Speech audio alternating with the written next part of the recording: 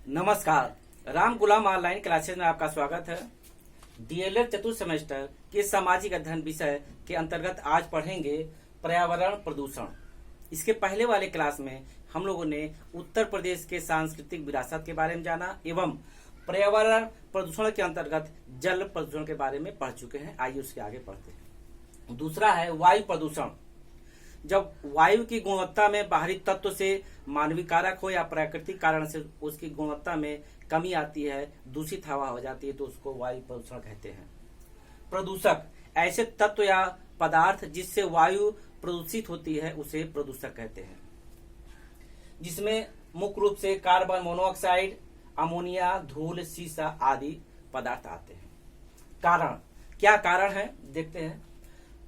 प्राकृतिक कारण, ज्वालामुखी विस्फोट होता है या जंगल जलता है तो उससे हानिकारक गैसें निकलती जो वातावरण को दूषित करती हैं। मानवीय कारक, घर में जो ईंधन जलता है, कारखानों में जो ईंधन जलता है, चिमनिया से जो धुआं निकलता है वह वातावरण को दूषित करता है। इसके अलावा वाहन 2 पहिया, 4 पहिया, बस, ट्रेन, वायुयान सब आ जाते हैं जो उससे चलने पर दूषित या जहरीले गैस निकलती है, उससे भी वातावरण दूषित होता है। इसके अलावा पॉलीथीन के जलाने से, लकड़ियों के जलाने से या कूड़ा के सड़ने से भी वातावरण दूषित होता आदि। इसका दुष्प्रभाव मानव पर विभिन्न प्रकार का पड़ता है। मानव को विभिन्न बीमारियों का सामना करना पड़ता है, जैसे दमा, उल्टी, फेफड़े का कैंसर, आंखों का जलना आदि। प्रश्न बनता है कि वायु प्रदूषण से होने वाले 2 बीमारी का नाम बताइए, दमा और फेफड़े का कैंसर। इसका उपाय, जो कारण है वही निवारण है कि ये जो घर से निकलने वाला धुआं उसको कम किया जाए, औद्योगिक कारखाना से निकलने वाला धुआं पर कंट्रोल किया जाए, चिमनियों को कम से कम धुआं निकाला जाए, कोई यंत्र लगाया जाए एवं वाहन को जांच करवाना चाहिए। एक ऐसा कोई फिल्टर आना चाहिए जो धुआं को या प्रदूषित हवा को कम करे, और वृक्षारोपण करना चाहिए आदि। तीसरा है मृदा अपरदन, नहीं मृदा प्रदूषण, माफ कीजिएगा, मृदा प्रदूषण का मतलब है पृथ्वी की ऊपरी परत जो उपजाऊ होती है, जिसमें विभिन्न तत्व होते हैं जैसे कैल्शियम, पोटास आदि, जो फसल को या वनस्पति को पैदा करने में सहायक होते हैं। अगर वही प्रदूषित हो जाता है तो फसल उत्पादन कम हो जाता है। कारण क्या है? घरेलू अपशिष्ट, उद्योग का अपशिष्ट, कृषि अपशिष्ट, नगर महापालिका का कूड़ा, पशु चारण अधिक होना एवं खुले में कूड़ा फेंकना आदि, ये सब जाके पृथ्वी की ऊपरी परत को हानिकारक पहुंचाते हैं या हानि पहुंचाते हैं। जैसे कीटनाशक दवा जब छोड़ा जाता है तो पृथ्वी की ऊपरी परत को नुकसान पहुंचता है और वो जल के द्वारा जाके जल में मिल जाता है तो जल प्रदूषण भी इससे होता है। तो ये सब कारण है जो पृथ्वी की ऊपरी परत को नुकसान पहुंचाते हैं। इसका दुष्प्रभाव क्या होगा कि बीमारी उत्पन्न होगी। जब दूषित होगा, उसमें कोई रसायन हानिकारक मिल गया, कोई फसल पैदा होगी तो क्या होगा, उस फसल में उसका असर होगा और उसको खाने से विभिन्न बीमारी हो सकती है। और उत्पादन भी कम होगा, वनस्पतियां कम उगेंगी, अगर फसल है तो कम उगेगी और भूमि की उर्वरा शक्ति भी नष्ट हो जाएगी। निवारण क्या है कि इसको सावधानी अपनाया जाए। जो नगर महापालिका का कूड़ा है तो एक जगह फेंका जाए, पशु चारण कम किया जाए, खुले में कूड़ा नहीं डालना चाहिए एवं उद्योग द्वारा या घरेलू अपशिष्ट एक निश्चित स्थान पर डालना चाहिए आदि। इसके अलावा यह 2 प्रकार का मृदा अपरदन होता है, जैविक और रासायनिक। अब आगे देखते हैं इसका उपाय क्या है। पुनः चक्रण करना चाहिए कि कोई जो कूड़ा है उसका ऐसा प्रयोग करना चाहिए कि रिसाइकिल के आधार पर उसका खाद बने, बिजली बने आदि। तीसरा, अगला चौथा है ध्वनि प्रदूषण या शोर जिसको कहते हैं। जब अत्यधिक आवाज तेज मात्रा में उत्पन्न होती है तो उसको ध्वनि प्रदूषण कहते हैं, शोर कहते हैं। इसको डेसिबल इकाई से मापा जाता है। प्रश्न बनता है कि ध्वनि को मापने की इकाई क्या है? डेसिबल। जैसे बातचीत कर रहे हैं तो समान तौर पर 40 से 45 डेसिबल हम बातचीत करते हैं, और अधिकतम 70 से 75 तक जो डेसिबल मात्रा है ध्वनि की वो सहनीय हो सकती है, हम सह सकते हैं। लेकिन उसके बाद 80 से 85 जाते जाते वो डेसिबल असहनीय हो जाती है, जिसको हम नहीं सह सकते, जिसको शोर कहते हैं, यानी ध्वनि प्रदूषण। इसके कारण क्या है? प्राकृतिक कारण में बिजली का कड़कना, बादल का कड़कना आदि। तूफान भी आता है तो बहुत आवाज होती है, तो ये कम समय के लिए होती है। और मानवीय कारण अधिक है, जिसमें उद्योग में जो कारखाने मशीनें चलती हैं उससे आवाज होता है। परिवहन के साधन 2 पहिया, 4 पहिया, 6 पहिया आदि, आप सड़क पर खड़े हो जाइए, देखिए बहुत तेज आवाज होगी, ध्वनि प्रदूषण भी होगा, वायु प्रदूषण भी होगा, अन्य प्रदूषण सब अधिकतर उससे होगा। मनोरंजन के साधन जैसे टीवी है, टेप रिकॉर्ड है, लाउड स्पीकर है, आप देखो पहले गांव में बजता था तो 4 गांव सुनाई देता था। अब थोड़ा सा सुधार हुआ है, अब दूसरा उसका प्रयोग किया जा रहा है, साउंड बॉक्स, जो कम आवाज देता है। इसके अलावा पर्व त्योहार है, जैसे होली है, दशहरा में आप देखे पटाखा छोड़ा जाता है कुछ त्योहार में, कुछ में दशहरा में जाइए तो लाउड स्पीकर 10-20 की संख्या में बजाया जाता है। दीपावली है तो पटाखा छोड़ेंगे, चुनाव है तो उसमें तेज से लाउड स्पीकर बोलेंगे, पटाखा छोड़ेंगे, हड़ताल है आदि। दुष्प्रभाव क्या है? तेज आवाज से बहरापन, हृदय रोग होना, तनाव, थकान, तेज रक्तचाप आदि। और निवारण वही है जो कारण है कि जो तेज ध्वनि है उस पर रोक लगाया जाए, जागरूकता किया जाए, एवं लोगों को ये बताया जाए कि इससे हानि है, और जो वाहन पुराने हैं उस पर प्रतिबंध लगाया जाए जो बहुत पुराने हैं। अगला है परमाणु विस्फोट या रेडियोधर्मी प्रदूषण। जब परमाणु विस्फोट होता है तो आसपास के वातावरण में बहुत तेज ध्वनि होती है, जिससे ध्वनि प्रदूषण के साथ साथ वायु प्रदूषण और जल प्रदूषण भी होता है। उससे जो हानिकारक किरणें निकलती हैं वो आसपास के वातावरण को दूषित करती हैं। इसका कारण क्या है? रेडियम, रेडान, यूरेनियम, न्यूक्लियर विस्फोट, अनुसंधान आदि।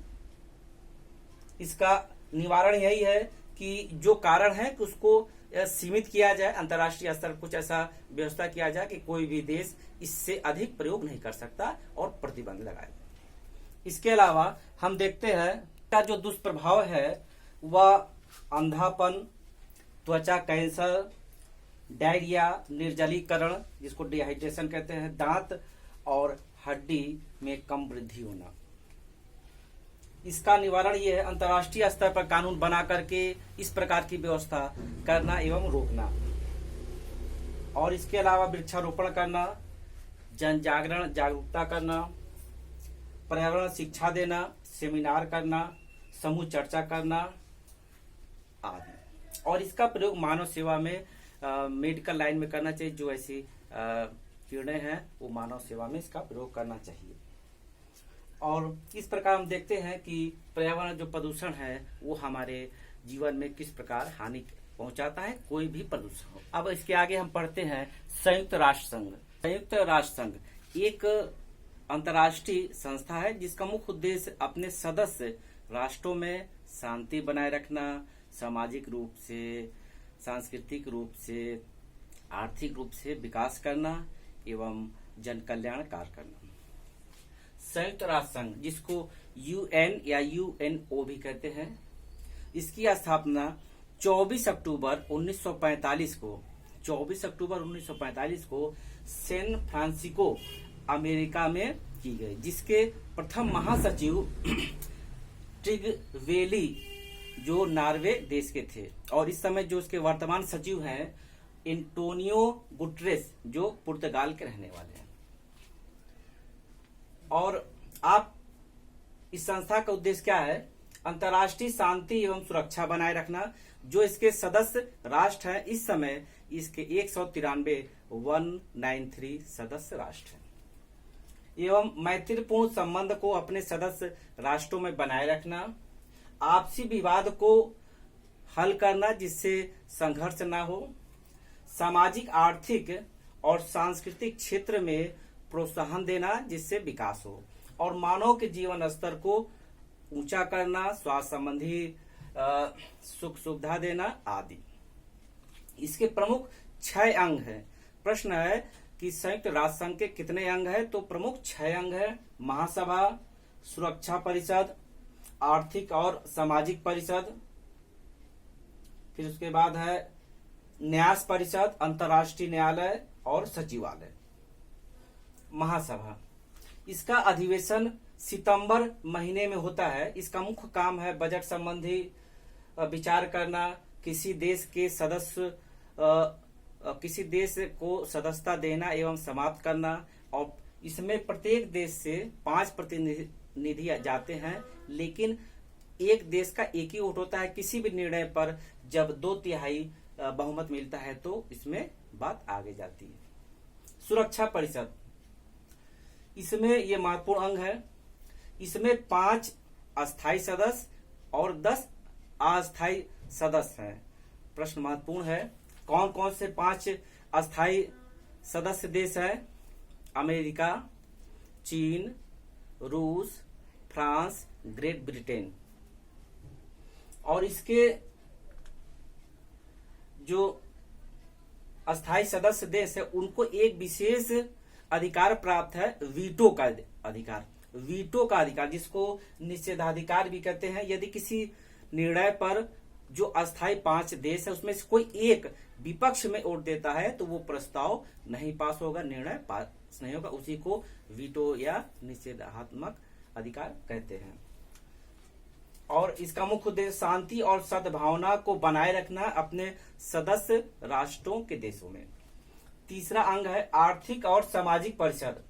यह अपने सदस्य राष्ट्रों को, विशेषकर जो पिछड़े देश हैं, विकासशील देश हैं, उनमें आर्थिक और सामाजिक क्षेत्र में प्रोत्साहन देता है, जिससे वहां के लोगों का जीवन स्तर ऊंचा हो और देश विकास करे। इसमें 54 सदस्य हैं और इसमें अन्य कुछ संस्थाएं हैं जो एनजीओ कह सकते हैं। ये मानव कल्याण सेवा का विषय है, जिसमें यूनिसेफ, यूनेस्को, विश्व स्वास्थ्य संगठन, ILO एनजीओ आदि हैं। इसका मुख्य स्तर है या इसका मुख्य उद्देश्य है जीवन स्तर को वहां के नागरिकों को ऊपर उठाना, अपने सदस्य देश के नागरिकों को जो पिछड़े रूप से हैं। और इसके अलावा 10 दिसंबर 1948 को सार्वभौमिक अधिकारों की घोषणा की गई और तभी से प्रत्येक 10 दिसंबर को विश्व मानव अधिकार दिवस मनाया जाता है। प्रश्न है कि विश्व मानव अधिकार दिवस कब मनाया जाता है? 10 दिसंबर को। प्रथम बार कब इसकी घोषणा की गई थी? 1948 में। अगला है न्यास परिषद। न्याय नहीं, न्यास परिषद, जिसको संरक्षण परिषद भी कहते हैं। इसका मुख्य काम है अपने अधीन जो देश हैं, क्षेत्र हैं, उनको स्वशासन के लिए तैयार करना। और इसके जो सदस्य देश हैं, सुरक्षा परिषद के जो 5 अस्थायी सदस्य हैं वो इसके सदस्य हैं। और धीरे धीरे जो इनके अंतर्गत क्षेत्र थे, देश थे, वो स्वशासन के अंतर्गत स्वतंत्र होकर अपने स्वतंत्र रूप से शासन करने लगे। और उसके फलस्वरूप 1994 तक आते आते इसके अंतर्गत कोई भी ऐसे क्षेत्र या देश नहीं थे, जिसके कारण 1994 में इसकी गतिविधि को औपचारिक रूप से रोक दिया गया। काम नहीं, जब विषम परिस्थिति में आवश्यकता होगी तो इसकी मीटिंग होगी। अगला अंतर्राष्ट्रीय न्यायालय। इसमें 15 न्यायाधीश है, 9 वर्ष के लिए चुने जाते हैं। और अंतर्राष्ट्रीय न्यायालय का मतलब न्याय संबंधी अंग है। अपने सदस्य राष्ट्रों के बीच न्याय संबंधी निपटारा करने के लिए अंतर्राष्ट्रीय न्यायालय कार्यरत रहता है। और इसका मुख्यालय द हेग या कहीं हेग होता है, इसका मुख्यालय द हेग में है, जो नीदरलैंड में स्थित है। अगला है सचिवालय। यह एक प्रशासनिक अंग है। इसके मुखिया को महासचिव कहते हैं, जो 5 वर्ष के लिए चुने जाते हैं। और इस समय इसके महासचिव अभी बताए हैं वर्तमान में एंटोनियो गुटेरेस, जो पुर्तगाल देश के हैं। और इसका मुख्य उद्देश्य है कि यह यूएनओ की संयुक्त राष्ट्र के कार्यों की व्याख्या करता है, रिपोर्ट बनाता है एवं उसको प्रस्तुत करता है, और कोई भी शांति और अशांति की बात होती है तो सुरक्षा परिषद को सूचित करता है आदि। इस समय 193 देश सदस्य इसके हैं। यूएनओ का विश्व शांति प्रयास यानी संयुक्त राष्ट्र का विश्व शांति प्रयास, इन्होंने कुछ शांति में क्षेत्र में काम किया, जिसमें कांगो और साइप्रस में शांति स्थापित की। कांगो और साइप्रस। इसके अलावा भारत बांग्लादेश का जो विवाद था उसको भी हल करने में सहयोग दिया। इसके अलावा Cambodia, Namibia, El Salvador, Mozambique में निष्पक्ष चुनाव करा करके वहां लोकतंत्र की स्थापना की। इसके अलावा संयुक्त राष्ट्र संघ को एक कूलर की संज्ञा दी गई। कूलर का मतलब जो शांति देने वाला हो, ठंडी हवा देने वाला, एवं सेफ्टी वाल भी कहा जाता है संयुक्त राष्ट्र संघ को। और संयुक्त राष्ट्र संघ का जो मुख्यालय है बता दें, वो न्यूयॉर्क अमेरिका में है। संयुक्त राष्ट्र संघ का मुख्यालय न्यूयॉर्क अमेरिका में है। प्रश्न बनता है संयुक्त राष्ट्र संघ की स्थापना कब हुई? 24 अक्टूबर 1945। इसका मुख्यालय कहाँ है? न्यूयॉर्क अमेरिका में। इसके कितने अंग है? 6 अंग। सुरक्षा परिषद में अस्थायी सदस्य कितने हैं? 5। कौन कौन से? अमेरिका, रूस, चीन, फ्रांस, ग्रेट ब्रिटेन आदि। अब इसके बाद अगले क्लास में अगला टॉपिक पढ़ेंगे।